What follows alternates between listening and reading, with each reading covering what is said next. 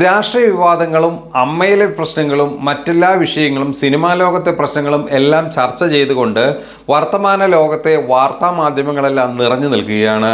എന്നാൽ പറയാതെ അല്ലെങ്കിൽ കൃത്യമായി പരിശോധനകൾ നടത്താതെ പോകുന്നത് കൊണ്ട് പല പ്രധാനപ്പെട്ട സംഭവങ്ങളും ഒരു വശത്തുകൂടി ഒതുങ്ങി കടന്നു പോകുന്നു എന്നുള്ള കാര്യങ്ങളെ നമ്മൾ വിസ്മരിച്ചുകൂടാ.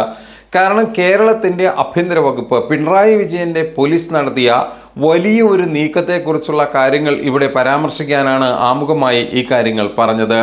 കൃത്യമായി പറഞ്ഞാൽ മാതൃകയായി പ്രവർത്തിക്കുന്ന കേരള പോലീസിൻ്റെ വലിയൊരു നീക്കത്തെക്കുറിച്ചാണ് ഇവിടെ പരാമർശിക്കുന്നത്.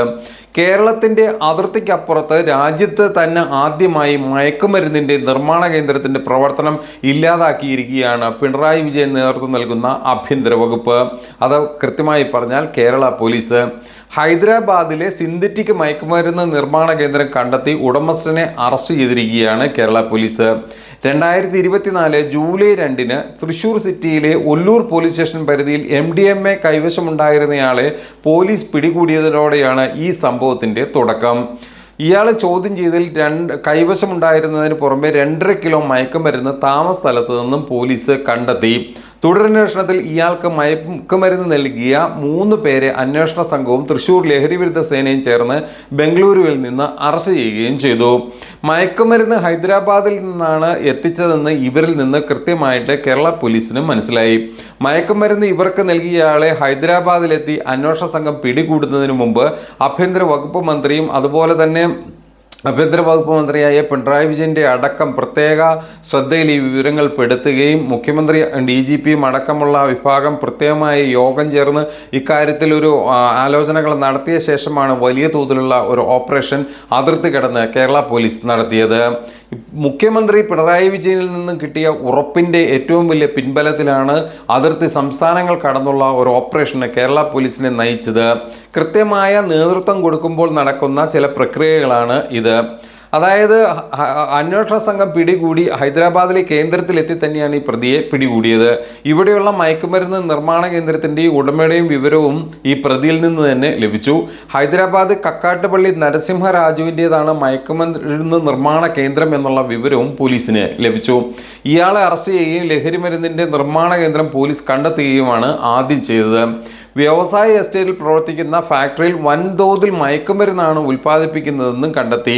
നമ്മൾ മനസ്സിലാക്കണം, സർക്കാരുമായി അത്രത്തോളം അടുപ്പമുള്ള അല്ലെങ്കിൽ ഉദ്യോഗസ്ഥരുമായി അത്ര മേൽ ബന്ധമുള്ള മേഖലയാണ് വ്യാവസായിക മേഖല എന്ന് പറയുന്നത്. അവിടുത്തെ ഒരു ഫാക്ടറിയിലാണ് ഇത്തരത്തിലുള്ള വലിയൊരു മയക്കുമരുന്ന് കേന്ദ്രം പ്രവർത്തിച്ചിരുന്നത്. കൃത്യമായി പറഞ്ഞാൽ രാജ്യത്ത് തന്നെ, കേരളത്തിൻ്റെ അതിർത്തിക്കപ്പുറം രാജ്യത്ത് തന്നെ ആദ്യമായി നടക്കുന്ന ഒരു മയക്കുമരുന്ന് നിർമ്മാണ കേന്ദ്രത്തിൻ്റെ അവിടുത്തെ പ്രവർത്തനമാണ് പോലീസ് തകർത്തിരിക്കുന്നത്. ഈ സംഭവവുമായി ബന്ധപ്പെട്ട് നിരവധി പേർ ഈ സംഭവവുമായി ബന്ധപ്പെട്ട് ഉള്ളിലേക്ക് വരാനുണ്ട്. പല രാഷ്ട്രീയ കക്ഷികൾക്കും പല നേതാക്കന്മാർക്കും ഈ സംഭവവുമായി ബന്ധമുണ്ടോ എന്നുള്ള തരത്തിലെല്ലാം വളരെ വിശദമായി തന്നെയുള്ള അന്വേഷണം നടക്കുന്നുണ്ട്.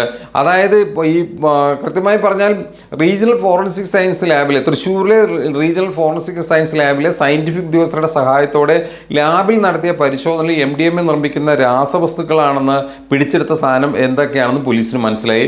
പോലീസിനെ പോലും ഞെട്ടിപ്പിക്കുന്ന ആധുനിക വിദേശ ഉപകരണങ്ങൾ ഈ ഫാക്ടറിയിൽ ഉണ്ടായിരുന്നു എന്നാണ് നമുക്ക് അറിയാൻ സാധിക്കുന്നത്. മൂത്രാശയം, വൃക്ക എന്നീ അവയവങ്ങളെ ബാധിക്കുന്ന രോഗങ്ങൾക്കുള്ള ചികിത്സയ്ക്കായി നിർമ്മിക്കുന്ന മരുന്നുകളുടെ മറവിലാണ് ലഹരി മരുന്നുകൾ ഉൽപ്പാദിപ്പിച്ചിരുന്നത്. ഈ അറസ്റ്റിലായ ഫാക്ടറി ഉടമസ്ഥനായ പ്രതി ഹൈദരാബാദിലെ അറിയപ്പെടുന്ന സിനിമാ നിർമ്മാതാവും അതുപോലെ തന്നെ ശതകോടീശ്വരനുമാണ്. 2 പതിറ്റാണ്ടിലേറെയായി കെമിക്കൽ ബിസിനസ്സുള്ള ഇയാൾക്ക് വിദേശ രാജ്യങ്ങളിലേക്ക് കെമിക്കൽ ഉൽപ്പന്നങ്ങൾ അയക്കുന്നതിനുള്ള ലൈസൻസിൻ്റെ അയാൾ കയറ്റി അയക്കുന്നുണ്ട്. സിനിമാ മേഖലയിലും ഇയാൾ മയക്കുമരുന്ന് വിതരണം നടത്തിയിട്ടുണ്ടാകാമെന്നാണ് സംശയം ഉയർന്നിരിക്കുന്നത്. ലഹരിമരുന്ന് വിദേശത്തേക്കും സിനിമാ മേഖലയിലും വിതരണം നടത്തുന്നതിനെക്കുറിച്ച് വിശദമായ അന്വേഷണം തന്നെ കേരള പോലീസ് ആരംഭിച്ചിട്ടുണ്ട്. ഇതിന് ആഭ്യന്തര വകുപ്പ് പൂർണ്ണ പിന്തുണയാണ് നൽകിയിരിക്കുന്നത്. ആഭ്യന്തര വകുപ്പിൻ്റെ ചുമതല വഹിക്കുന്ന കേരള മുഖ്യമന്ത്രി പിണറായി വിജയൻ്റെ ഇച്ഛാശക്തിയുടെ വിജയം കൂടിയാണ് ഈ അതിർത്തി കടന്നുള്ള ഈ ഓപ്പറേഷൻ.